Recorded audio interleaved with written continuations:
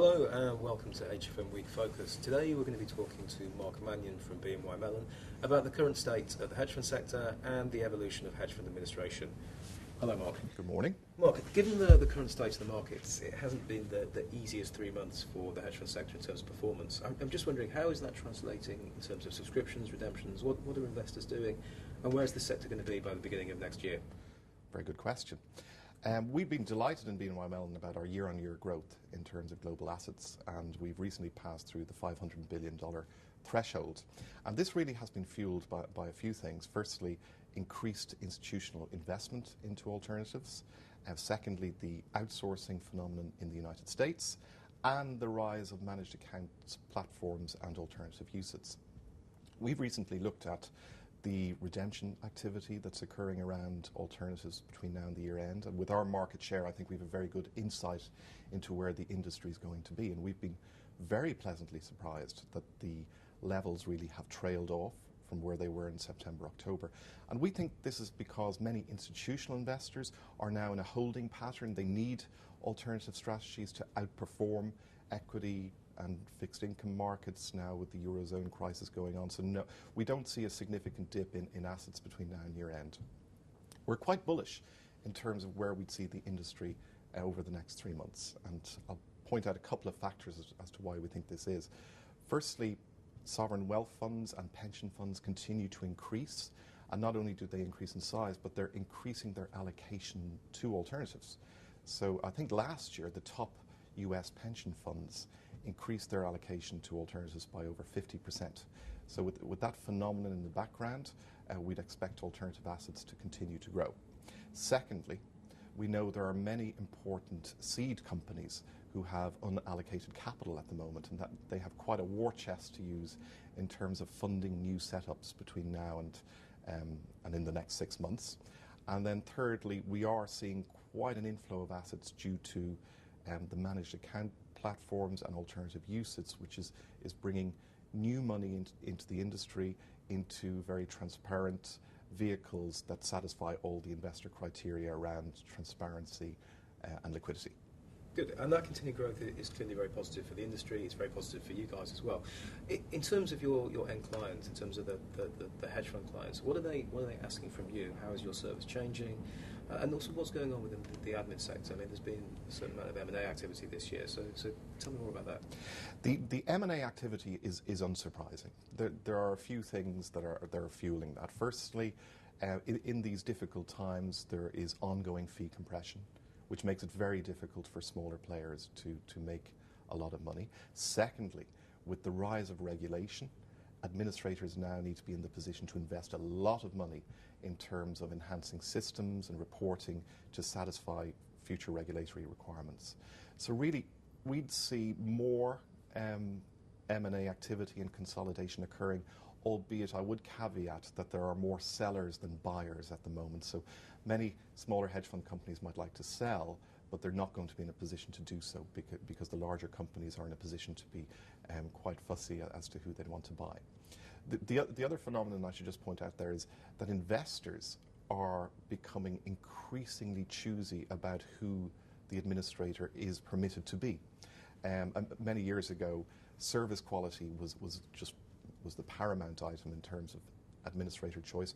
Now we think the financial health of the administrator is a critical factor also. Mm-hmm. So we can see investors having greater influence over the service provider used by hedge fund managers, which again goes against the smaller players surviving.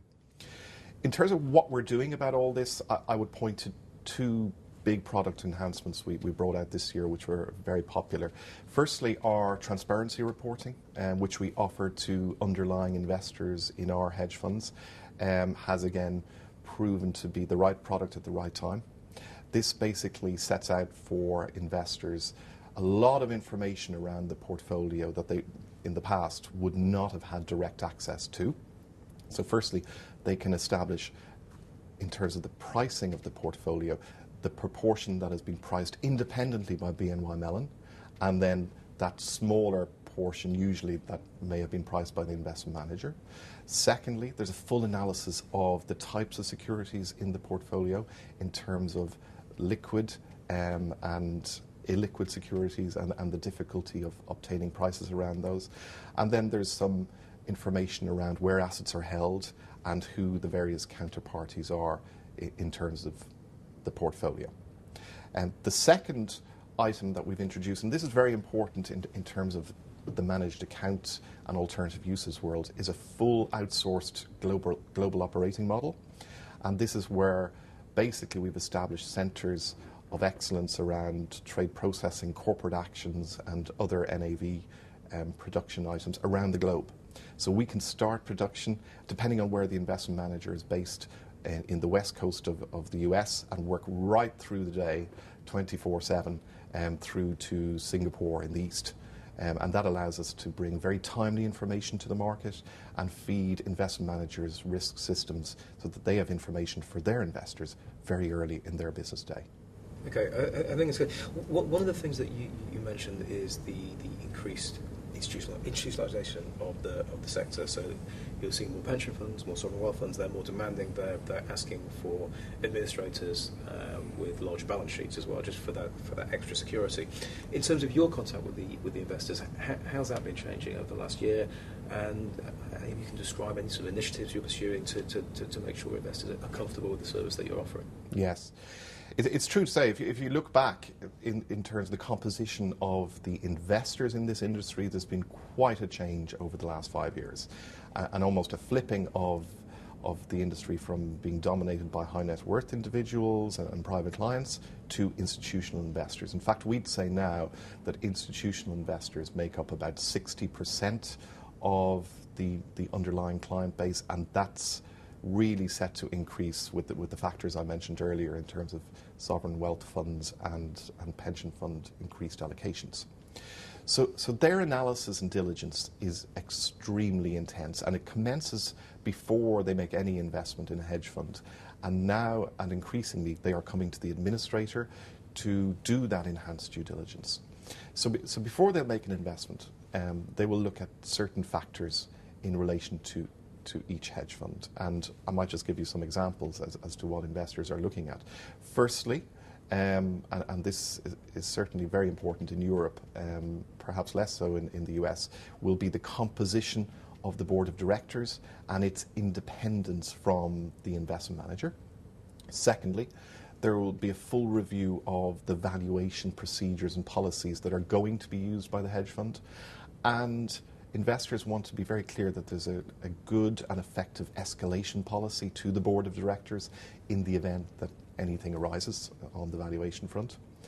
There's also increased interest in what the counterparty risk monitoring procedures are for the hedge fund, because obviously investors want to be certain that appropriate policies are in place in the event that any counterparty runs into difficulty or there are credit issues with those.